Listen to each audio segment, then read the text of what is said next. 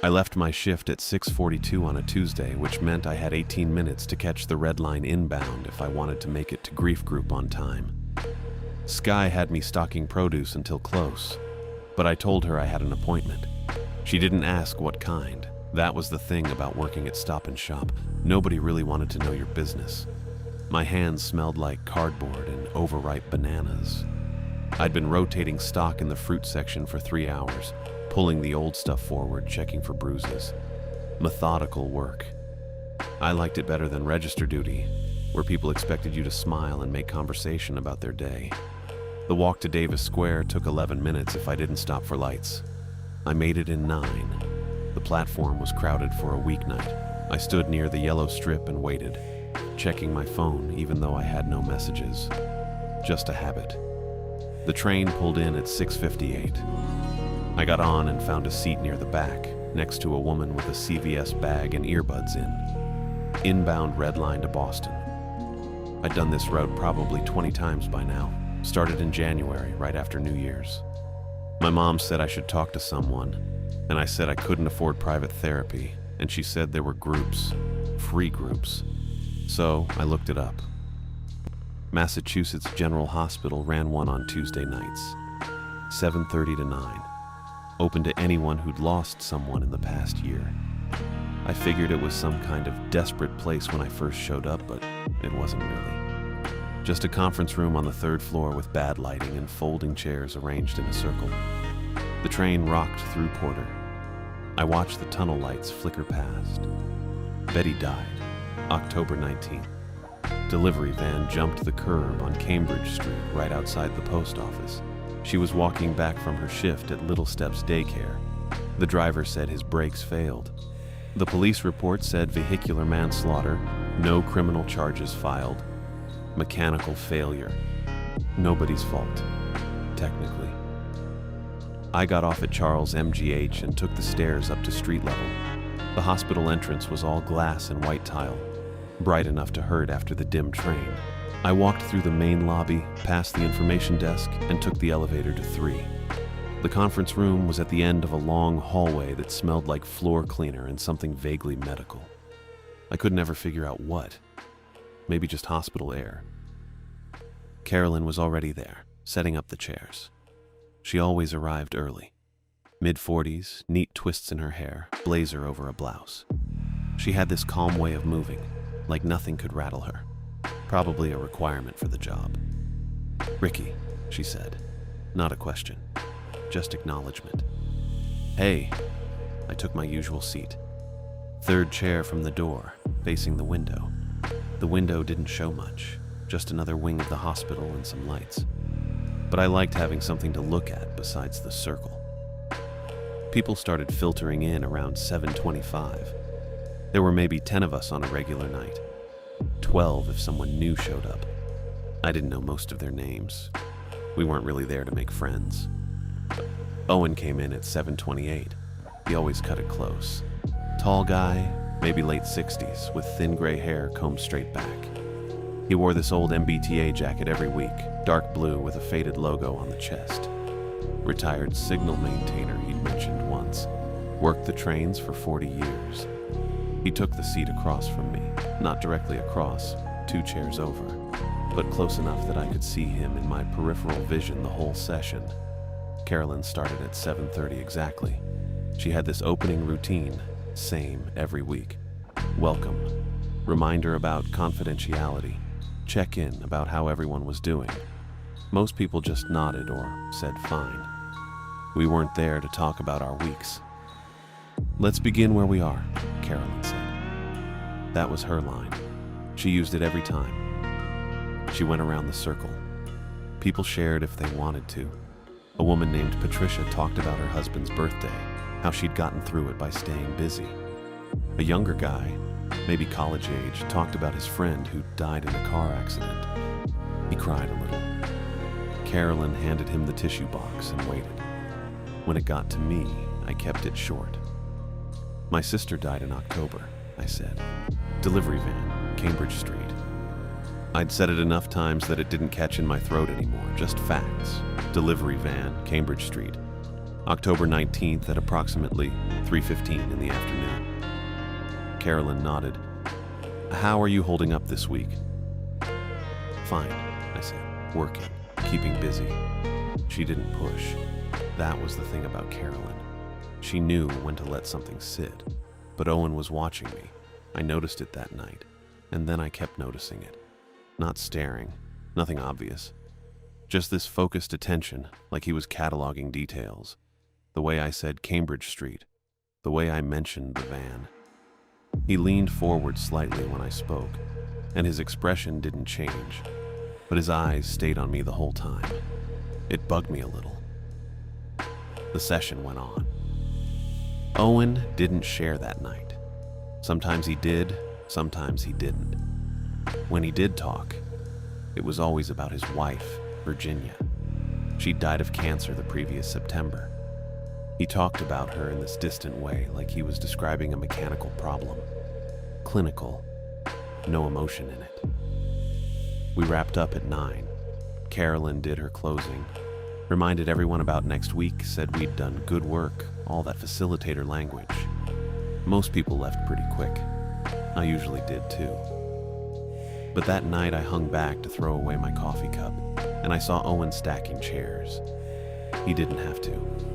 Carolyn could have done it. But he folded them up one by one and leaned them against the wall, methodical and slow. Rough one, he said. Not to me, just out loud. I didn't answer, tossed the cup and headed for the door, but the next week he did it again. Same seat, same focused attention when I spoke. And afterward, he stacked chairs again, and this time he said, "You mentioned Cambridge Street last week." I stopped. "Yeah." "Delivery van, you said." "Yeah." He folded another chair. "My wife was on Cambridge Street the day before she got her diagnosis. Not related, probably. Just strange how things line up." I didn't know what to say to that, so I didn't say anything. "Timing," Owen said. "That's the part that gets me. One day earlier, one day later. Changes everything." I left. But the third week, he was more direct. I'd shared again. Same summary, same facts. Delivery van, October 19th, 3:15 p.m. I had the police report memorized by then. I'd requested a copy in November right after the funeral. It was 2 pages long, mostly boxes and codes. But there was a narrative section at the bottom. Officer's notes. I'd read it probably 50 times. The deceased was walking westbound on Cambridge Street when a white panel van, registration number. I didn't say all that in group, just the basics. But I'd thought about it enough that the details were there, under the surface.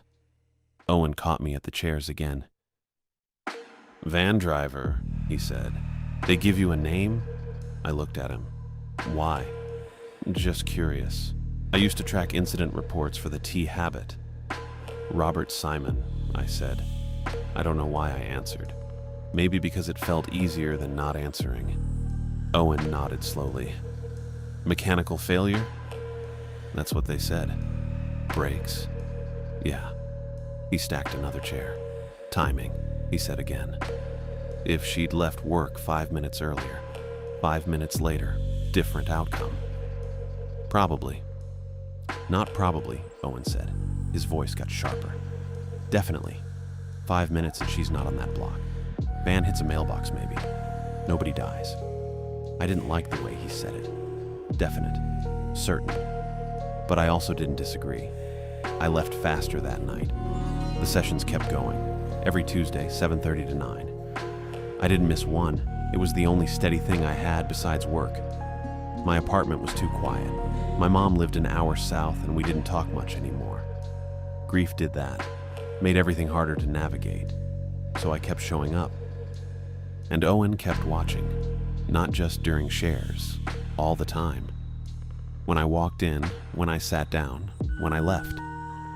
I started noticing him in the parking lot afterward, standing by an old Civic, smoking. He didn't approach me. Just stood there. "Week 5, he said. "We match." I'd stayed behind again. I don't know why I kept doing that. Maybe because leaving immediately felt too abrupt. Maybe because some part of me wanted to hear what he'd say next. "What?" I said. "Our losses," Owen said.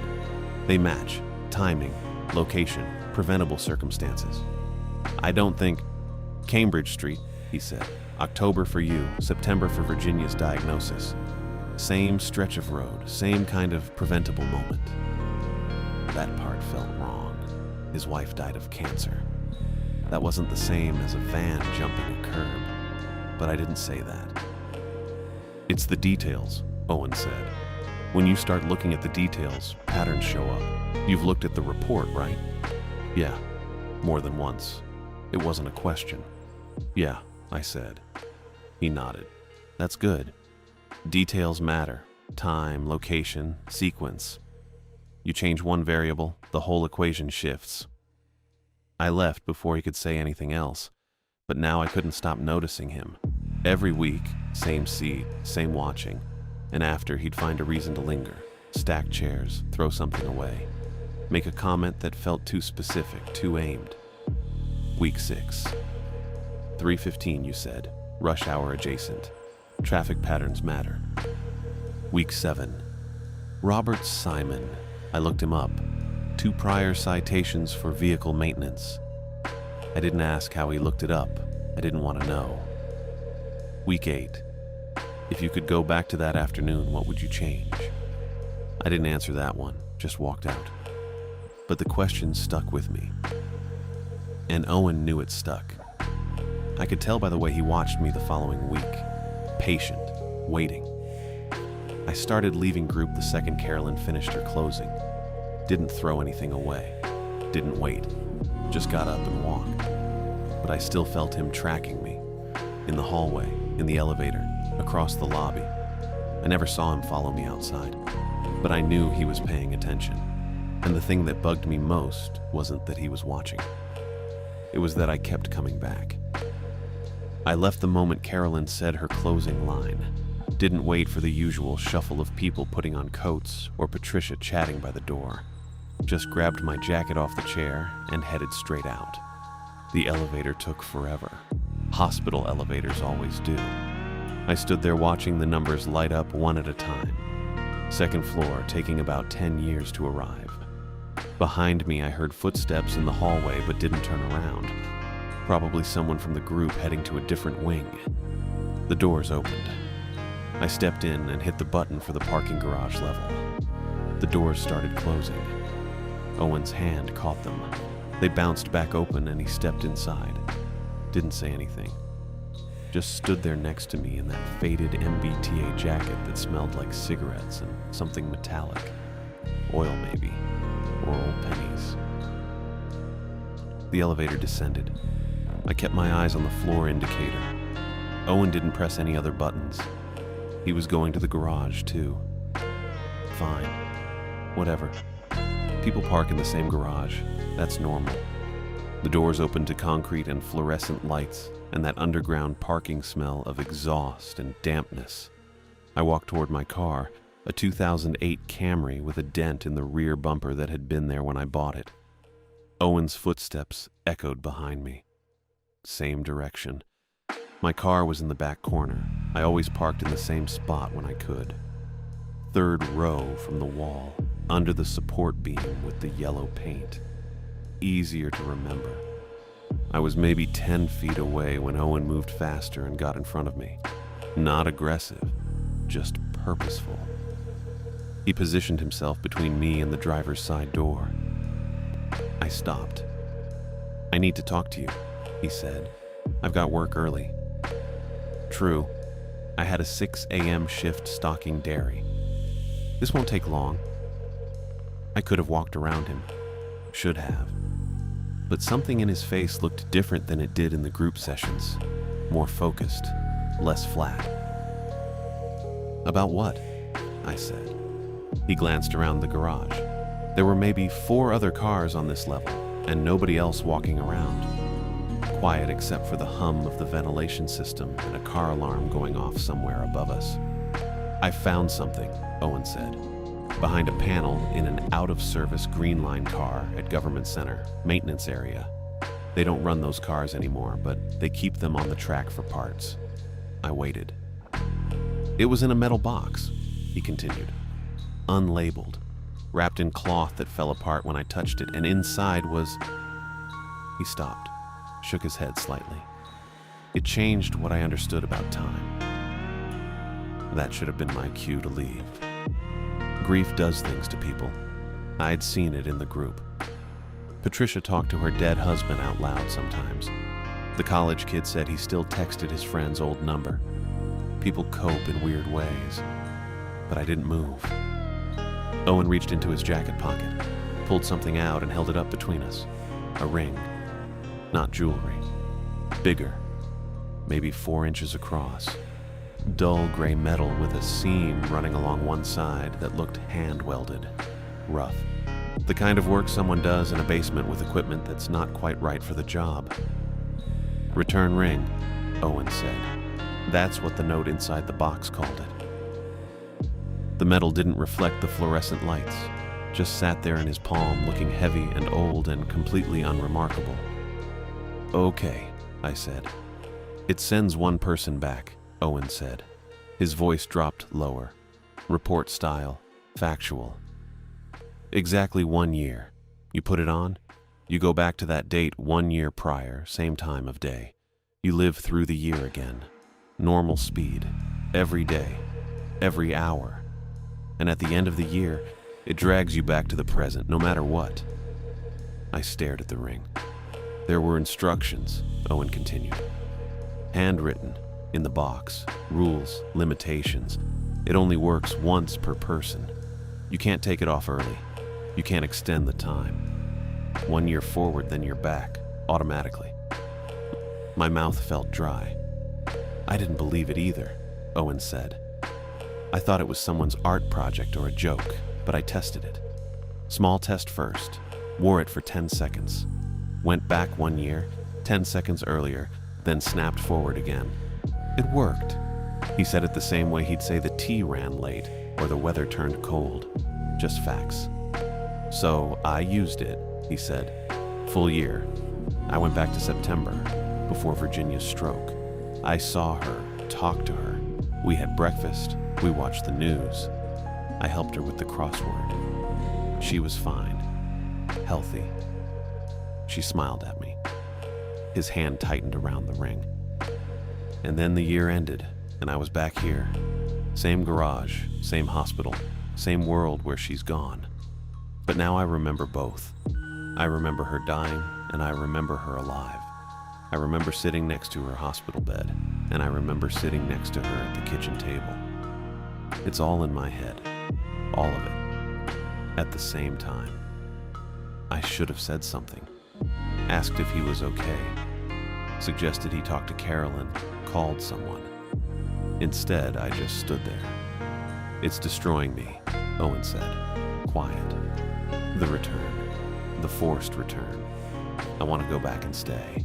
I want to figure out how to break the mechanism that pulls you forward. I need help. Someone who understands what it's like to want 5 more minutes. 5 minutes earlier. 5 minutes that change everything. He held the ring out toward me. I looked at it. That dull gray circle with the ugly seam. I know you think I'm insane, Owen said. I know how this sounds. But you've read that police report 100 times. You know the timestamp, 3:15. You know what 5 minutes would have done. Betty. Leaving work 5 minutes later. Stopping to tie her shoe. Checking her phone. Anything that would have put her 1 block over or 30 seconds behind schedule. The van hit the mailbox. Nobody dies. I can't make it let me stay on my own, Owen said. I've tried. I don't have the technical knowledge. But 2 people working on it. 2 people who need the same thing. We could figure it out. I knew I should walk away. Get in my car. Drive home. Forget this whole conversation. But when I looked at the ring, I felt something. Actual physical pull. Like standing too close to the edge of a platform when the train comes in and feeling that sucking rush of air. I thought about Betty, her green eyes, the way she tied her hair back for work, the puffy coat she wore that day because October had turned cold early. I thought about 3:15. Owen kept holding the ring out, patient, his pale blue eyes locked on mine. My hand moved. I took it. I drove home with the ring in my jacket pocket. Didn't look at it again until I was inside my apartment with the door locked and the lights on. The place was the same as I'd left it. Small kitchen with a table barely big enough for 2 chairs. Living room with a couch I'd had since college and a TV on a stand from Target. 1 bedroom, 1 bathroom. Everything quiet. I put the ring on the kitchen table next to my keys and a coffee mug I'd left there that morning. Then I just stood there looking at it for probably 5 minutes. It sat there, dull gray metal, welded seam, 4 inches across. Heavy when Owen had handed it to me, but I'd set it down gently anyway. The way you'd handle something that could break even though it was solid metal. I figured I should write things down. That felt like the right first step. Treat it like a project, something with steps. I found a yellow legal pad in the drawer under the microwave where I kept pens and takeout menus and pulled one of the chairs out. Sat down, wrote Betty's schedule at the top of the first page. She'd worked at Little Steps Daycare, Monday through Friday, 8 a.m. to 3 p.m. most days. Sometimes she stayed later if they were short-staffed, but her usual shift ended at 3. I wrote that down. Then I wrote the address of the daycare, which was on Hampshire Street, and the route she would have walked to get to the post office on Cambridge Street. She'd mentioned going to mail something. I couldn't remember what. A birthday card, maybe. Something small.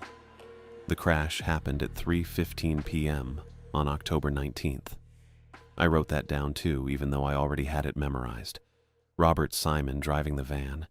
Brakes failed. Betty on the sidewalk outside the post office. I flipped to a new page and drew a rough sketch of the intersection. Cambridge Street running horizontal. The post office on the north side. The daycare about 6 blocks away. I wasn't great at drawing, but it didn't need to be accurate, just enough to see the layout. Then I pulled up the police report on my phone. I'd saved a PDF copy back in November when they'd closed the case.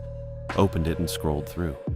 Robert Simon, age 52, driving a 2012 Dodge Sprinter van, registered to a delivery company called Quick Haul Logistics. Brake line failure due to corrosion. No prior mechanical inspection in 18 months. 2 previous citations for vehicle maintenance.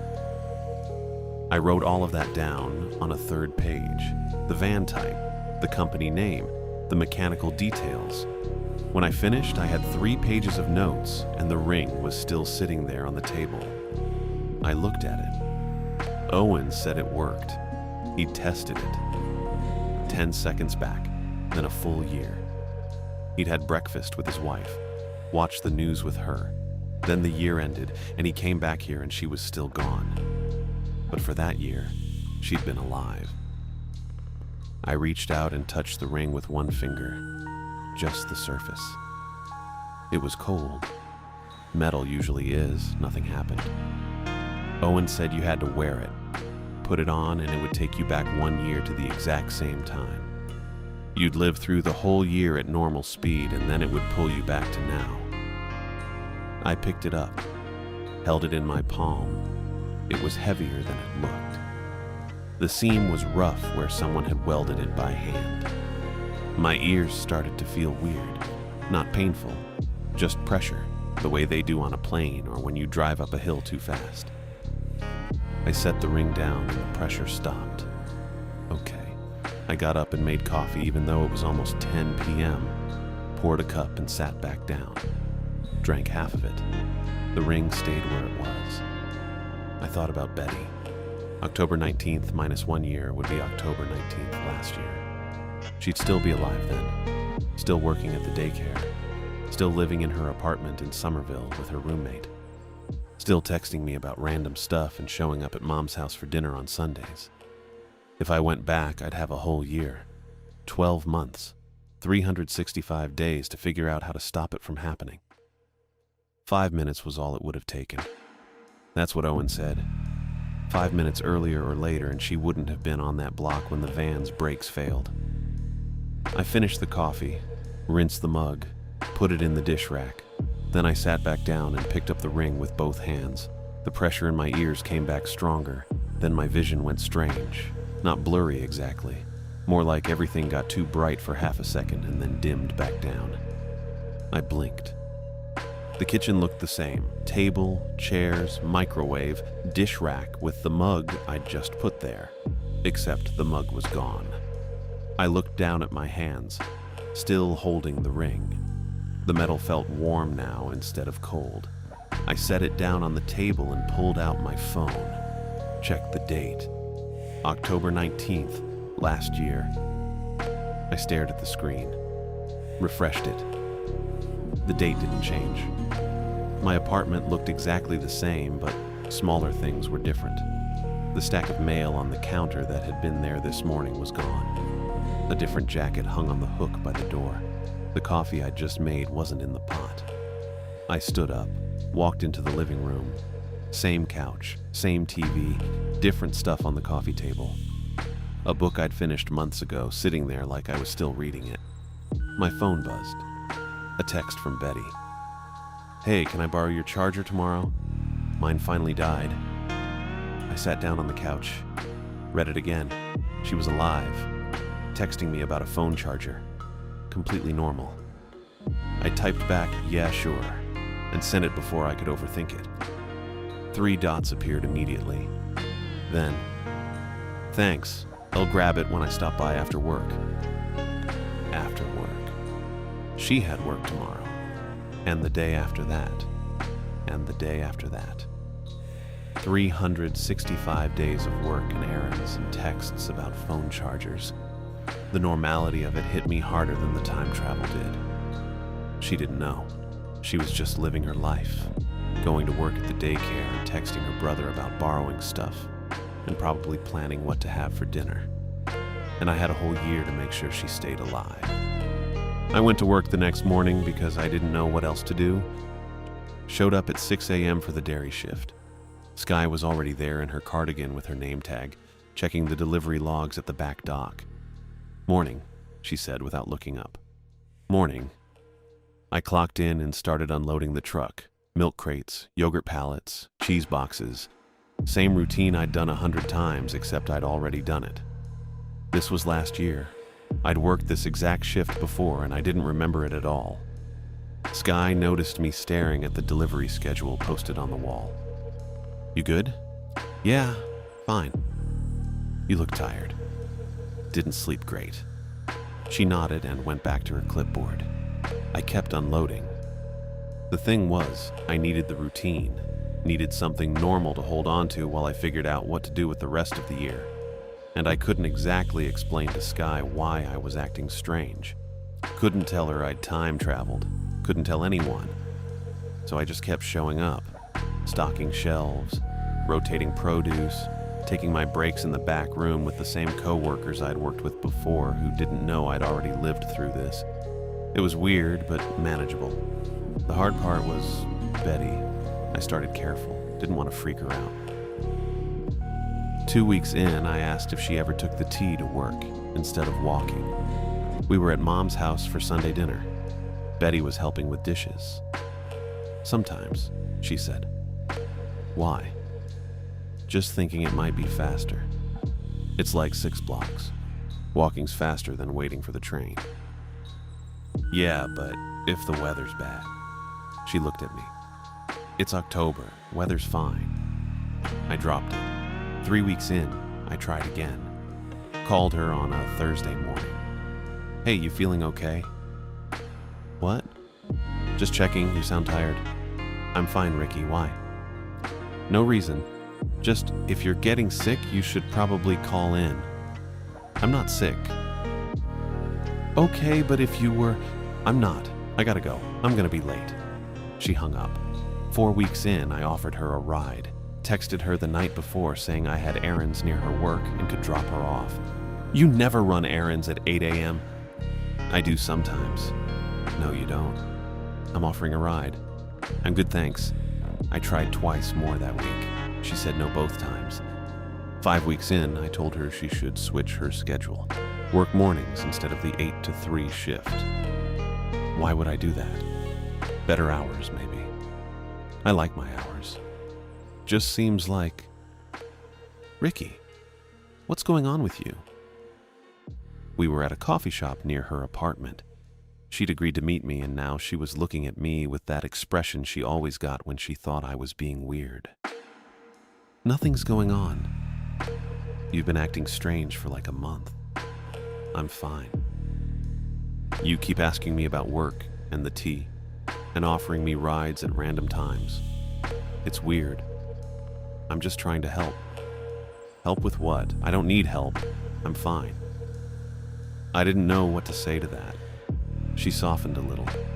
Look, I know you worry. You've always been like that. But I'm okay. Work's fine. Everything's fine. You don't need to manage me. I'm not managing you. You kind of are. She finished her coffee and grabbed her bag. Gave me a hug before she left. Love you, but seriously, relax. I didn't relax. November passed, then December. I kept trying different approaches, kept suggesting things, the tea-sick days, different routes home, rides that didn't make sense with my schedule.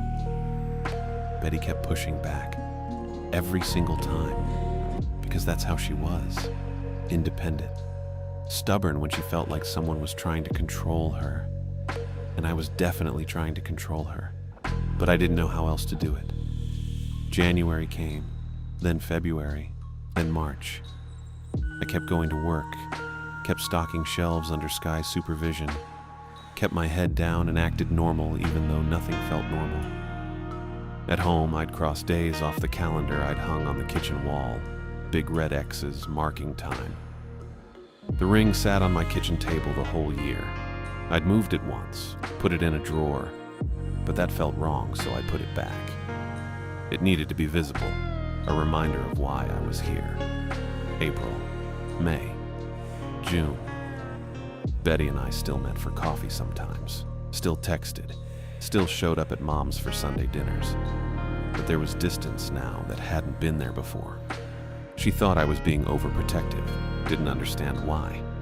I couldn't tell her. July, August, September. The deadline I'd been circling since I got here kept getting closer. October 1st, October 5th, October 10th. I tried one more time on October 15th. Called her, asked if she'd take a sick day on the 19th, said I'd cover whatever she needed. Money for the missed shift, anything. Ricky, I can't just call in sick for no reason. You could say you're not feeling well, but I feel fine. You could still... Why the 19th specifically? I didn't have an answer she'd believe. Just take the day off, please. No, I have work. There's a birthday thing for one of the kids, and I already promised I'd be there. Betty, I gotta go. I'll talk to you later. She hung up. 4 days left. October 19th arrived on a Thursday. I woke up at 5:30 and sat on the edge of my bed for probably 10 minutes, just staring at the ring on my dresser. Same dull gray, same welded seam. I'd moved it from the kitchen table 2 days earlier because I needed to see it first thing when I opened my eyes. I called in sick to work. Told Sky I had food poisoning. She said feel better and didn't ask questions. That was it. The plan was simple. I'd spent 3 weeks setting it up, being careful, not pushing too hard after Betty told me to back off. I contacted Jenna Noble, Betty's co-worker at Little Steps, through Facebook. Told her I was Betty's brother, and I wanted to surprise her by taking her to an afternoon Red Sox game. But she had to work. Asked if Jenna could cover Betty's shift just this once. Offered her $200 cash. Money I didn't have, but I put it on a credit card. Jenna said yes. She seemed nice about it. A little confused maybe, but nice. I texted Betty on October 17th saying I had tickets to a game on the 19th and wanted her to come. She said she had work. I said I already handled it. Jenna agreed to swap. Betty called me immediately. You contacted my coworker? Yeah. Ricky, what the hell? I just wanted to do something nice. It's the Red Sox. You can't just... She stopped. I heard her breathing.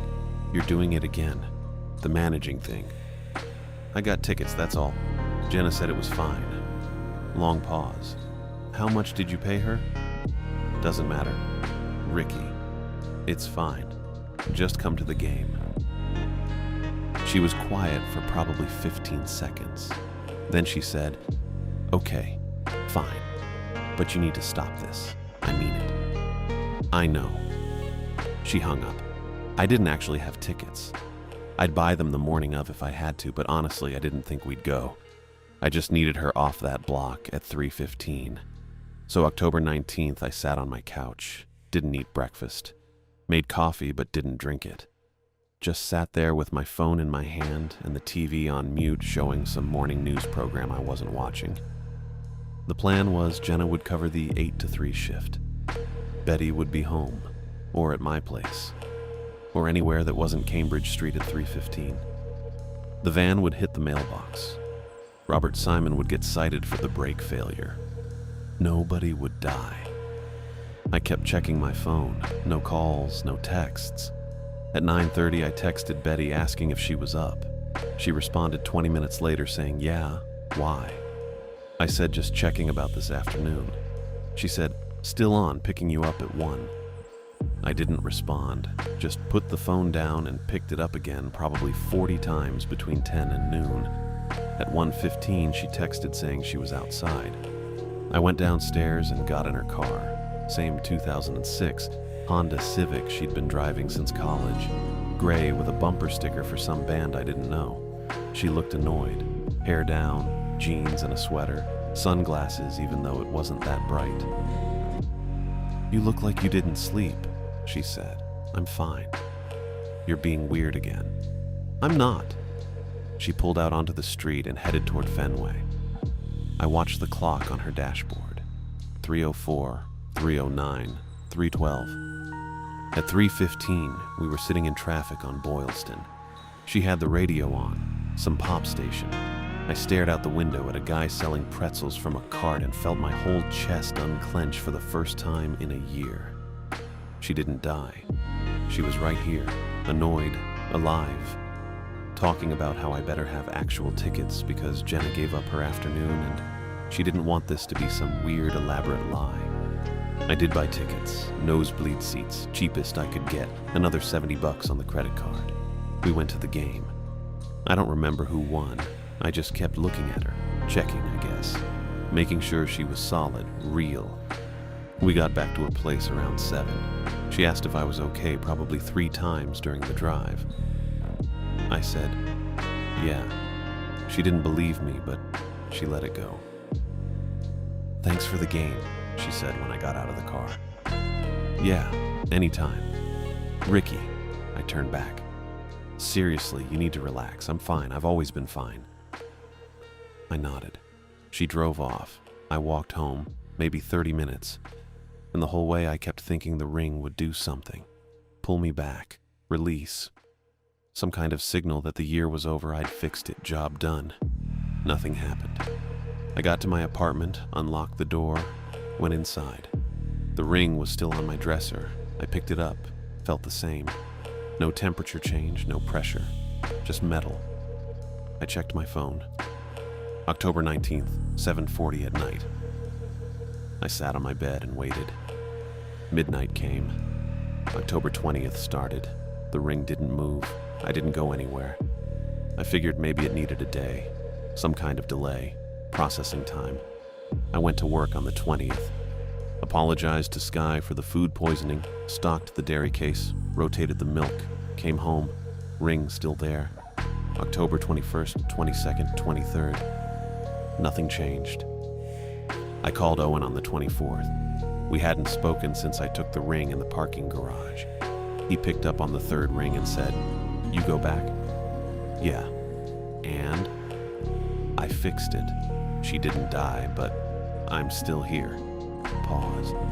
"Then, you're still in the past?" "Yeah." Longer pause. I heard him breathing, some kind of background noise like a TV. "That's not how it worked for me," he said. "What do you mean?"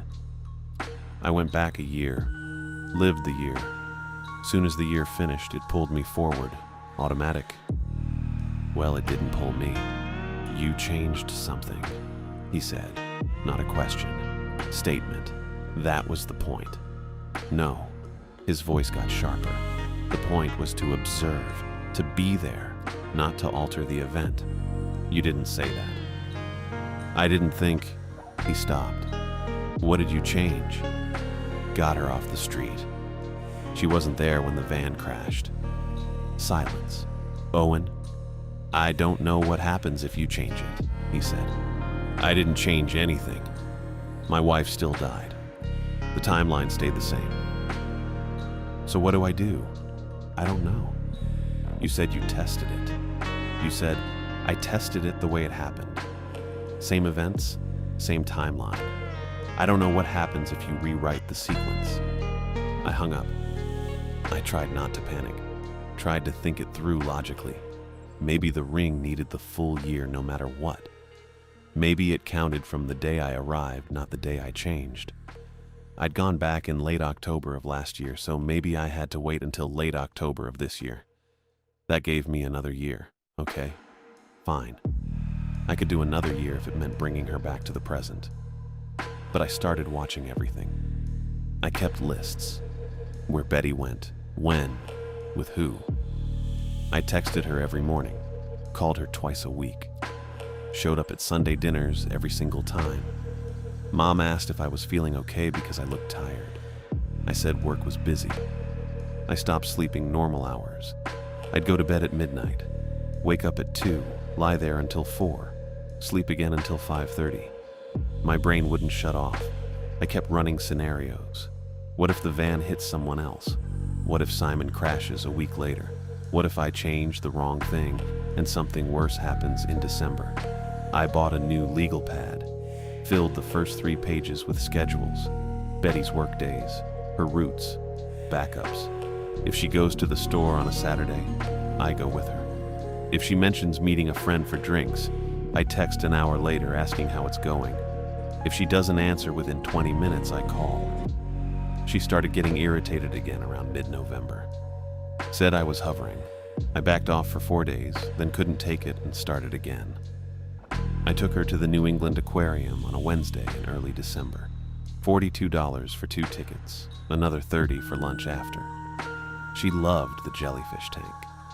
Stood there for probably 10 minutes just watching them pulse under the blue lights. I took a picture of her on my phone, saved it. Quincy Market a week later.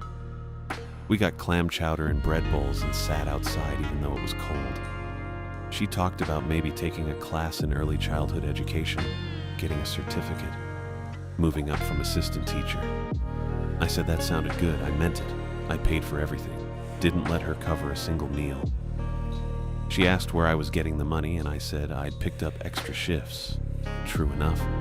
I had worked extra, but it wasn't enough to cover what I was spending.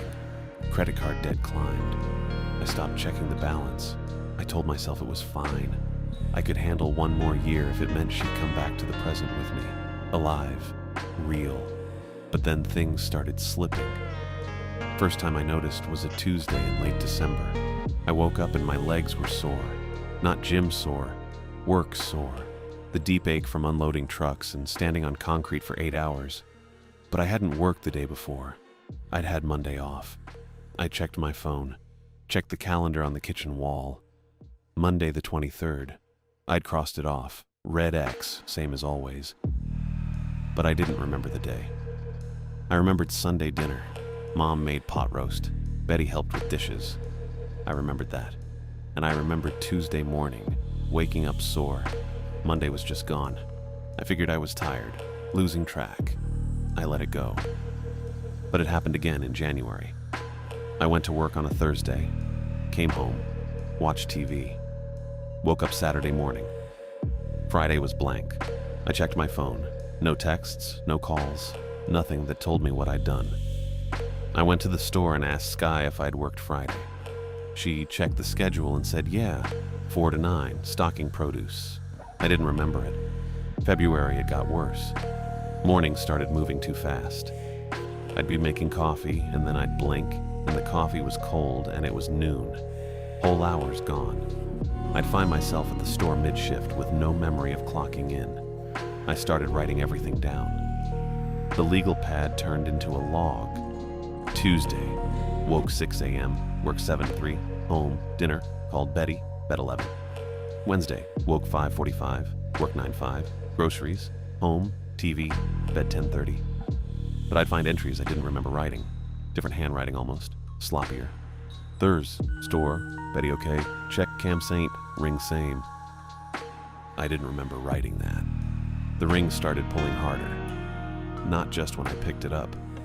All the time. Constant pressure at the base of my skull, like something hooked into my neck and dragging me forward or backward. I couldn't tell. March disappeared in chunks. I'd lose 2 days, 3 days. I'd be at Mom's house for dinner, and then I'd be home in bed, and my phone said it was Wednesday, but I thought it was Sunday. Betty asked if I was using something. Drugs, she meant. I said no. She didn't look like she believed me. I couldn't explain it, couldn't tell her about the ring or the year or the crash that hadn't happened. I just said I was tired. Stress. She suggested I see a doctor. I said maybe. April, May, June. The legal pad filled up. Pages and pages. My handwriting and not my handwriting. Notes about shifts I didn't remember. Conversations I couldn't recall. Whole weekends marked with how, because I had no idea where I'd been. The pressure in my neck got worse. Constant. I couldn't turn my head left without feeling like something was pulling me. I started dreaming about the ring. Or maybe not dreaming. I'd wake up, and it would be in my hand even though I'd left it on the dresser. I'd put it back. Next morning, same thing. July, August, September. I was losing time faster now. I'd be at work, and then I'd be home, and 6 hours were gone. I'd be talking to Betty, and then I'd be alone in my apartment, and she'd texted me 3 times asking if I was okay because I'd left mid-conversation. The ring was warm now. Always warm, even when I wasn't touching it. October started. I checked the calendar, checked my phone, checked the legal pad. October 5th, 10th, 15th. The pull got so strong I couldn't stand up straight. I called in sick, stayed home, sat on the couch with the legal pad and tried to write down what day it was, what I'd done, where Betty was. My hand shook too hard to write. October 19th came again. I texted Betty, asked where she was. She said, work. Why? I said, just checking. She said, Ricky, you're scaring me. I didn't respond. I sat on the couch and felt the pull and watched the clock and waited for 3:15. 3:15 came. Nothing happened. 3:30. 4. 5. Betty texted at 6 asking if I was okay. I said, yeah. She said she was coming over. I told her not to. She came anyway. She knocked. I opened the door. She looked at me like I was broken. What's going on? Nothing. You look awful. I'm fine. She came inside, saw the legal pad on the table, picked it up. What is this? Notes.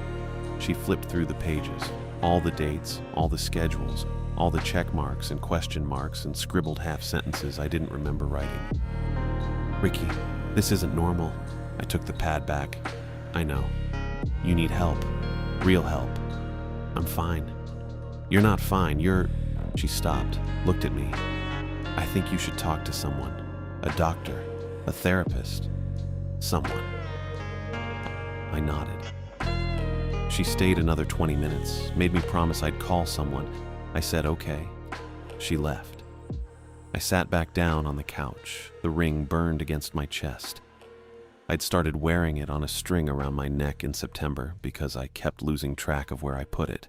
Now it felt like it was sinking into my skin. I pulled it out and looked at it. Same dull gray, same seam. I checked my phone. October 19th. 8:30 at night. I checked the calendar. October 19th. I checked the legal pad, flipped to the last page with writing. Oct 19. Betty alive. Ring won't let go. Something's wrong. It's pulling toward... The sentence stopped. I didn't remember writing it. I turned the page. New entry. Not my handwriting. Oct 20. Still here. Can't remember yesterday. She's safe, but I'm not. It's not the date it wants, it's something else. I stared at it. I didn't write that. I couldn't have written that. But it was my pen, my pad, my table. The pressure in my neck spiked. I felt it pulling, not backward, forward, toward a date I couldn't see, couldn't stop. The ring got hotter. I closed the legal pad and put my head in my hands and tried to remember what day it was. February. I met Betty for coffee near Davis Square on a Thursday afternoon. She had the day off, and I'd told Sky I had a dentist appointment. We went to that place on Elm Street with the chalkboard menu and the barista who never makes eye contact. I ordered a regular coffee. Betty got some kind of latte with oat milk. We sat by the window. She talked about work. Something about one of the kids at the daycare learning to tie his shoes and being really proud of it. I didn't follow all of it. I was watching her hands move while she talked, the way she held her cup with both palms flat against the sides. Her nails were painted dark red. I didn't remember her wearing nail polish before. She asked if I was listening. I said yeah. She gave me that look she'd been giving me a lot lately. The one that said she knew I wasn't, but she was too tired to call me on it. We finished around 4:30. The sun was already going down. February does that. She hugged me outside the coffee shop and said she'd see me Sunday at Mom's. I said okay. I watched her walk toward the T station. Then I turned the other way and headed back to my car, parked 2 blocks over on Holland Street near the bike shop with the broken sign. That's when I saw it, under the streetlight on the corner. Except the streetlight was out. Had been out for weeks probably, the glass busted and dark. There was snow piled up on the sidewalk from the storm 3 days before, gray and crusty from all the salt and foot traffic. The figure was standing in the snow. I stopped walking. It was shaped wrong. Human-shaped, I guess, but the edges kept moving. Not swaying, moving, crackling. That's the only word I can think of. The outline couldn't hold still. I stared at it for maybe 10 seconds, and the longer I looked, the worse it got. The shape would settle for half a second and then break apart at the seams and reform slightly different. I took a step forward. It was closer. I didn't see it move. I blinked and it had crossed maybe 15 feet without walking, without any motion at all. Just suddenly closer. My chest got tight. The air felt cold in a way that didn't match the temperature. I was wearing my jacket and it was probably 30 degrees out, normal cold, but this was different, deeper. I looked down at the sidewalk, checked my phone for no reason, looked back up. It was gone. Just the snow, the broken street light, a car driving past on Holland with its headlights cutting through the dusk. I stood there another minute. Then I kept walking to my car. My hands were shaking a little when I unlocked the door, but I figured that was just the cold. Or the exhaustion. I hadn't slept more than 4 hours straight in weeks. Stuff like that messes with your head, makes you see things that aren't there. That's what I told myself. The next time was worse. I don't remember what day it was. Late February, probably. Maybe early March. The dates were getting blurry by then. I'd check my phone and be surprised it was Thursday when I thought it was Tuesday. That kind of thing. Betty came over to my apartment in the morning. She did that sometimes. Stop by before work to grab something or use my printer or just say hi. This time she said she wanted to pack a lunch because she'd been spending too much on takeout and needed to save money.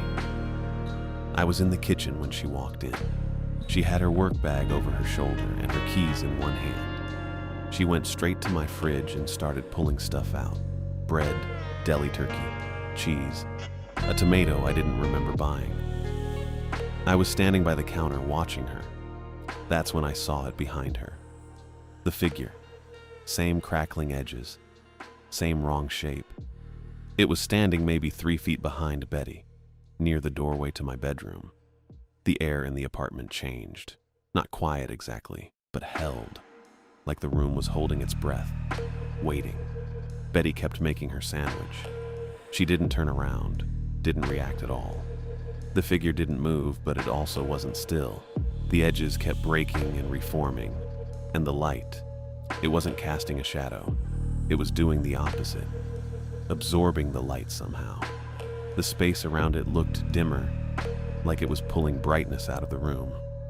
I tried to say something, Betty's name maybe, or just hey, or look, or anything. My mouth opened, but nothing came out. Not a sound. My throat felt tight and my lungs felt fine, but the air wouldn't move right. I stepped forward and grabbed Betty's arm. The numbness started in my fingers immediately.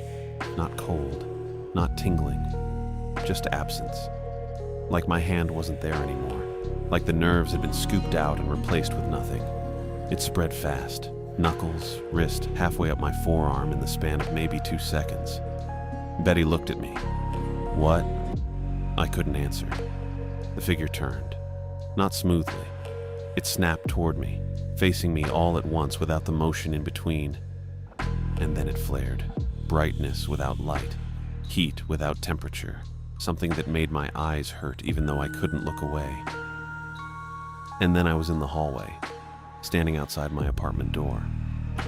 Betty was already walking away, halfway to the stairs, her work bag bouncing against her hip. "See you Sunday," she called back without turning around. I opened my mouth, closed it. She went down the stairs. I heard the building door open and close.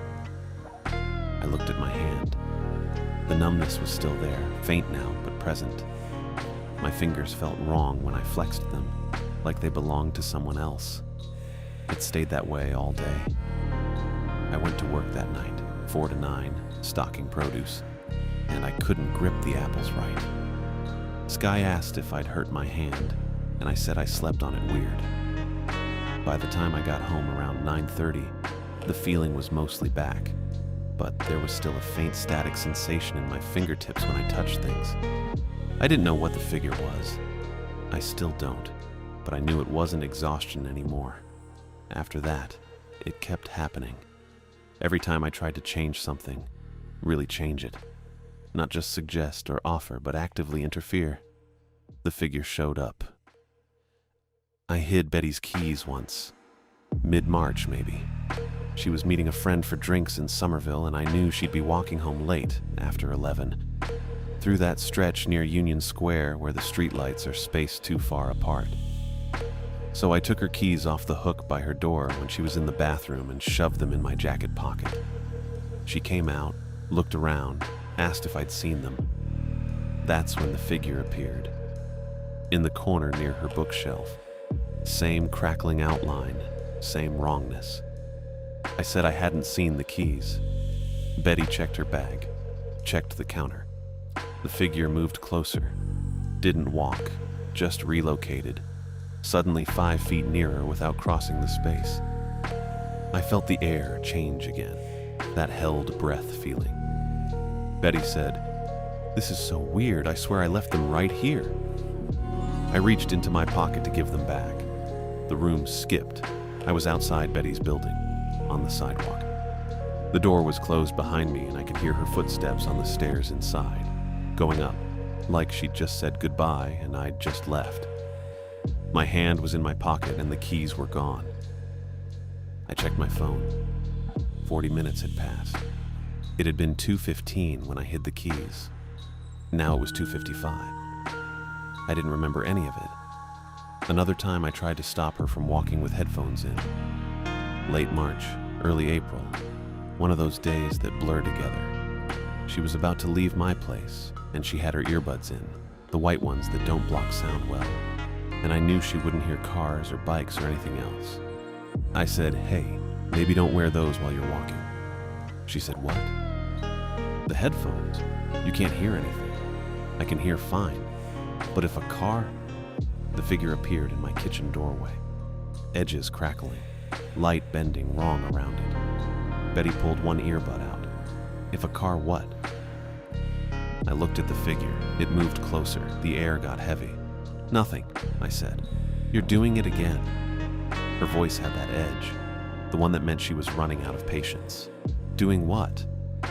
Managing. Worrying. Hovering. Whatever you want to call it. She put the earbud back in. I'm fine, Ricky. I'm always fine.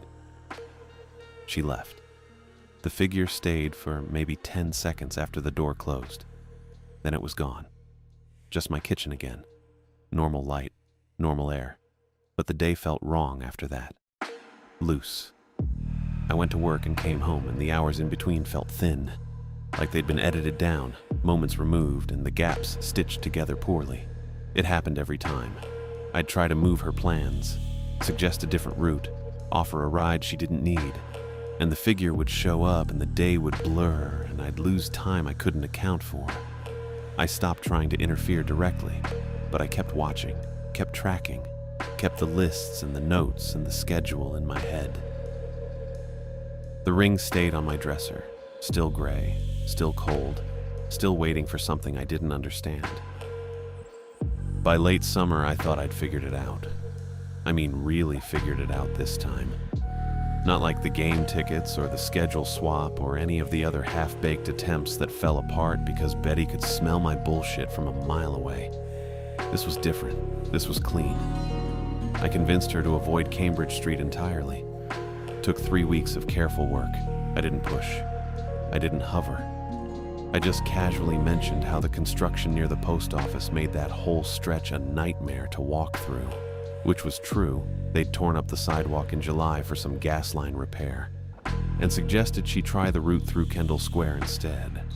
Longer by maybe 2 blocks, but quieter. Nicer. She'd have to pass the MIT campus, which had those big trees she liked. She said she'd think about it. Week later, I brought it up again. Light, easy, just asking if she'd tried the new route yet. She had. Said it was fine. A little longer, but yeah, quieter. I didn't celebrate. Didn't let my face show anything. Just said cool and changed the subject to something about work. August 15th. We met for lunch at a sandwich place near Central Square. She mentioned she'd been taking the Kendall route for 2 weeks straight now. Didn't even think about Cambridge Street anymore. The construction was still going and probably would be through September. I went home that night and stood in my kitchen staring at the ring on the table. It sat there, dull gray metal, 4 inches across, welded seam visible along one side. I'd done it. Betty wasn't going to be on Cambridge Street on October 19th at 3:15. She was going to be 6 blocks away on a completely different route, walking past the MIT campus under those big trees she liked. The van would hit the mailbox. Nobody would die. The ring would pull me back. I'd wake up in my real kitchen in my real timeline, and Betty would still be alive, because I'd rewritten the sequence, changed the variable, solved the equation. I felt it in my chest. Confidence. The kind I hadn't felt since before the crash, since before any of this started. That confidence lasted exactly 9 days. August 24th, Tuesday. I met Betty at Kendall MIT station because she was heading into the city to meet a friend, and I don't even remember why I was there. I think I just wanted to see her. Make sure she was okay. Normal check-in stuff. She came up the stairs from the platform wearing her work bag over one shoulder and those white earbuds I hated because they didn't block sound. She saw me and waved. I waved back. That's when I saw the figure. It stood at the station entrance, right in the middle of the doorway. Edges crackling like always. That wrong, light-bending thing happening around it where the air looked held and heavy. Commuters walked through it. Just walked straight through like it wasn't there, but I caught it. I saw their faces blur for a split second as they passed. Just a flicker, a smudge.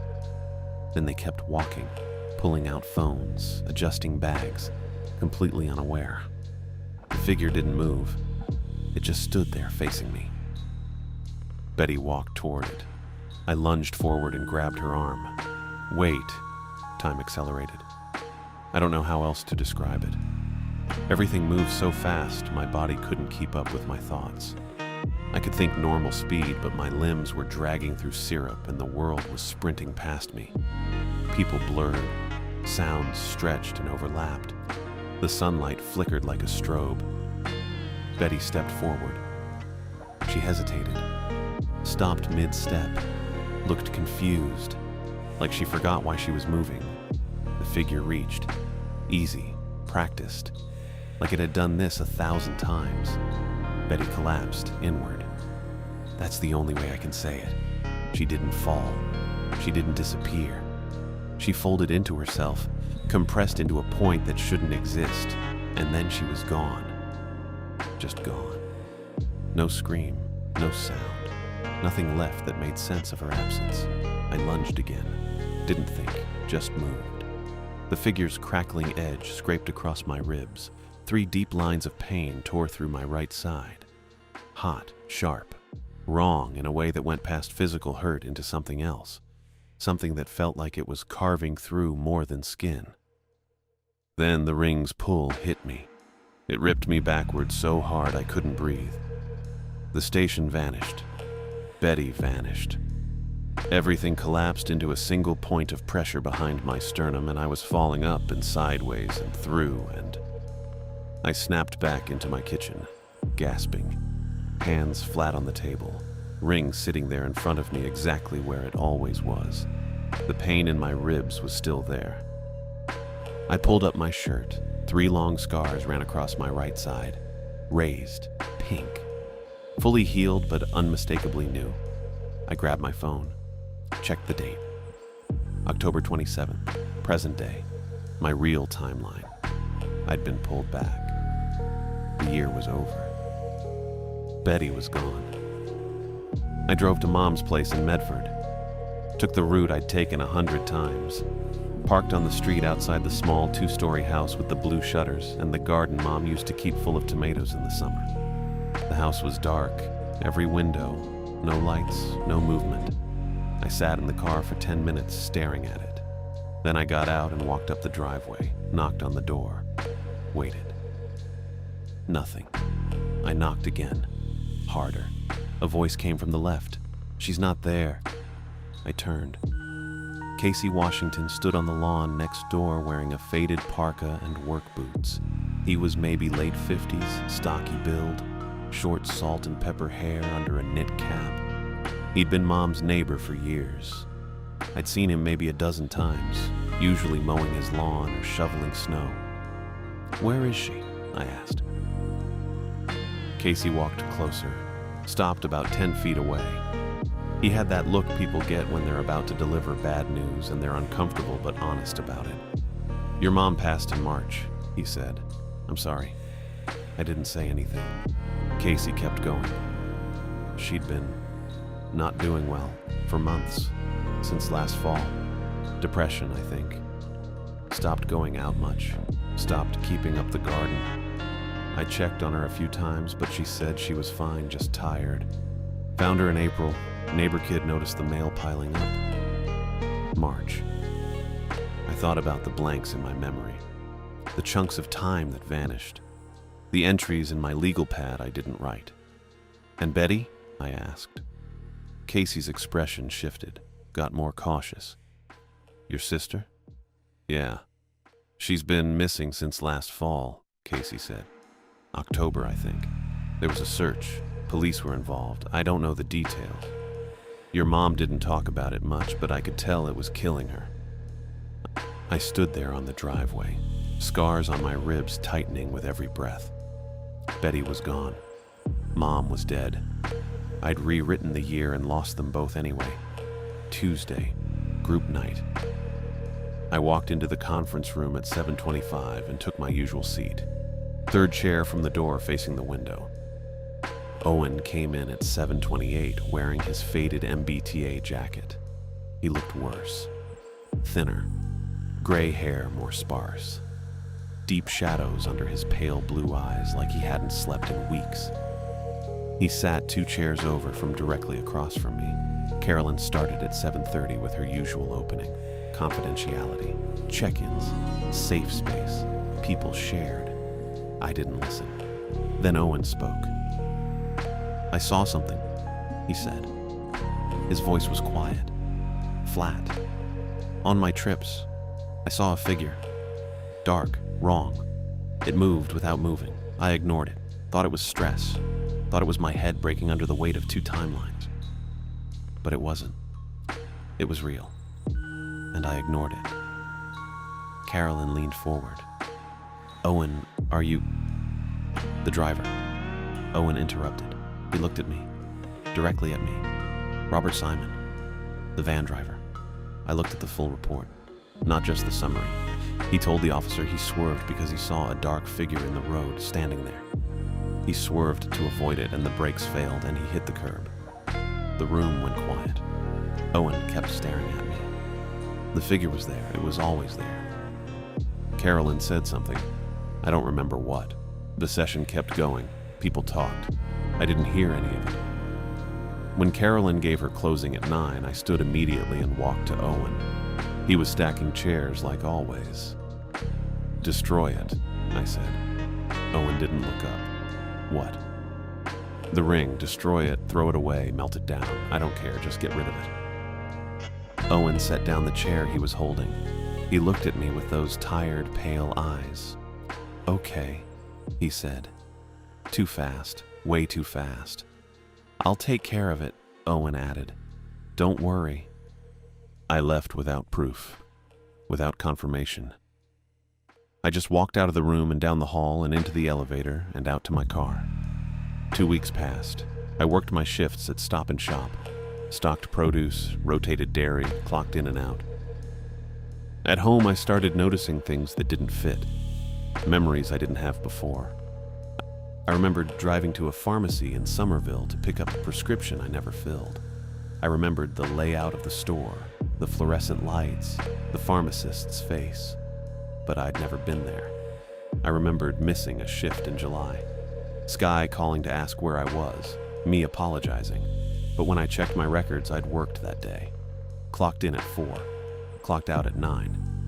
I remembered pieces of Mom's funeral, the chapel, the casket, sitting in the second row, but I hadn't gone. I didn't even know she was dead until Casey told me in October. The memories layered, overlapped, didn't fit, and the need came back. That pull, that thirst, the need to touch the ring. It sat in my kitchen drawer where I'd shoved it the night I got back. I'd open the drawer to grab a pen or a notepad and I'd see it. Gray metal, welded seam, just sitting there. I'd close the drawer. 10 minutes later, I'd open it again, just to check, just to make sure it was still there. I started planning. I was going to take the ring and dump it into the Charles River, drive to the bridge near the Museum of Science, walk to the middle, drop it over the side, watch it sink. Simple, clean. Next Tuesday, I went to group with that plan solid in my head. I sat through Carolyn's opening, listened to people share, watched Owen sit quiet and still 2 chairs over. When the session ended at 9, I walked out fast, took the elevator down to the parking garage, walked toward my Camry in the 3rd row under the support beam with yellow paint. Owen intercepted me. He stepped out from behind a concrete pillar near my car, hands in his jacket pockets, thin frame slightly stooped. "One more trip," he said. I stopped walking. No, just one. I need to see her before the stroke, before everything went wrong. Then I'll hand it over, I promise. "You already used it," I said. "You told me it only works once per person." "It does." Owen pulled the ring out of his pocket. "But I've been careful. I've been tracking it. One more trip, that's all I need. Then you can do whatever you want with it." I should have walked away. I should have grabbed the ring and left, but I didn't. "Fine," I said. "One more trip, then you give it to me." Owen nodded. He walked to his old Civic parked 3 spaces down. I followed. We sat in the car, Owen in the driver's seat, Me in the passenger seat with the door still open. Owen held the ring in both hands, stared at it for 10 seconds. Then he put it on. He vanished. One instant he was there, next instant gone. Then he snapped back, same seat, same car, but visibly older. Face more gaunt, hands shaking, eyes red-rimmed and wet. 3, he whispered. I'm carrying 3 versions now, 3 years. Layered, all at once. I can't separate them anymore. I stared at him. He'd used it before, multiple times. Stacking trips, stacking erased lives in his head. Give me the ring, I said. Owen looked at the ring on his finger, then at me. No. We had a deal. The figure marked you, Owen said. His voice was shaking but steady, certain. I saw the scars when you lifted your arm in group last week. It touched you. That makes you useful. That means it'll follow you. And if it follows you, I can study it. I can learn how to avoid it next time. There's no next time, I said. Give me the ring. Owen clamped his hand shut, pulled it against his chest. No. I reached for it. He shoved me back, hard. I hit the car door. I got out, stood on the concrete, scars tightening across my ribs with every breath. Owen stayed in the driver's seat, ring still on his finger, staring at me through the windshield. I walked away, got in my Camry, started the engine, drove out of the parking garage and onto the street. I drove until I didn't know where I was going anymore. Ended up near the Museum of Science, parked in a lot overlooking the river. I sat there watching traffic flow across the bridge. Headlights and taillights, constant, steady. Time I couldn't control. Betty was gone. Mom was dead. I'd failed in every version of the year I could remember. I went home around midnight, unlocked my apartment, turned on the lights, sat at the kitchen table, opened the drawer. The ring was gone. Right. Owen still had it. I closed the drawer. Next Tuesday, I'd go back to group. I'd find Owen in the parking garage after. I'd manipulate him into giving me another turn, convince him I could help, that we could work together, that I understood now. I'd get the ring back. I'd use it again, and I knew, absolutely knew, that the figure would come back, and it would take something else, something that wouldn't return, but I was going to do it anyway. I sat there in my kitchen, scars tight across my ribs, hands flat on the table, waiting for Tuesday.